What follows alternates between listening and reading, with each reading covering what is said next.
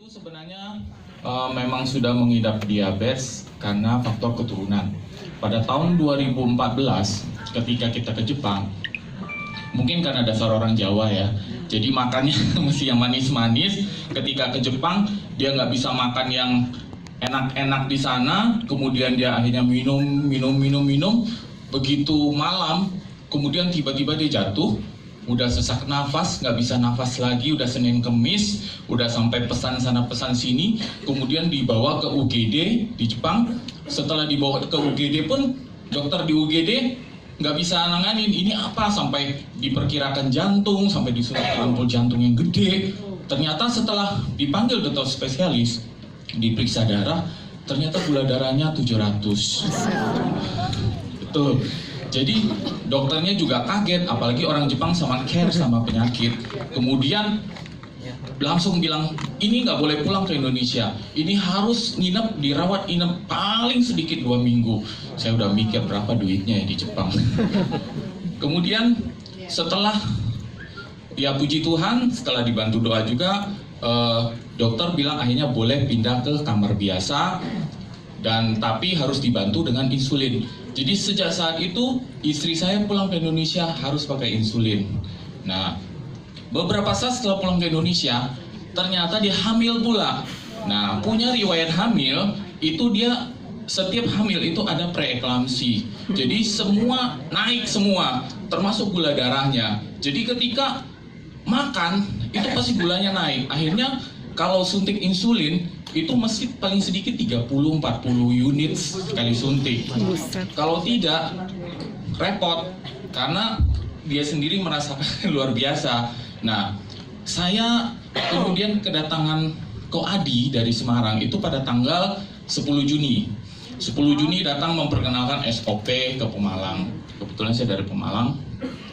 Saya masih nggak percaya karena produk MLM apa sih yang bagus, kecapnya aja yang nomor 1. Pikirnya saya begitu tadinya. Kemudian sampai tanggal 14 saya masih belum mau makan, istri juga belum mau makan. Karena sebelumnya kebetulan kita ada beli produk yang pakai mesin itu, yang harganya cukup mahal. Sudah kita konsumsi 5 bulan, katanya, tapi ternyata tidak ada hasilnya. Nah, ketika waktu itu kita liburan, akhirnya kita memutuskan yaudah yuk kita coba aja. Karena apa? Saya cukup tertarik juga dengan melihat presentasi dari Ko Adi, di mana di situ dikatakan ada paten fungsi. Nah, ayo kita coba deh. Kita mulai makan 14 Juni, kemudian sehari itu 2 pagi sama 2 malam. Kita coba terus.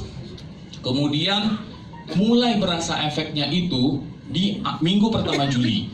Ketika minggu pertama Juli, istri saya biasa kalau sebelum makan itu dia suntik 30 dulu.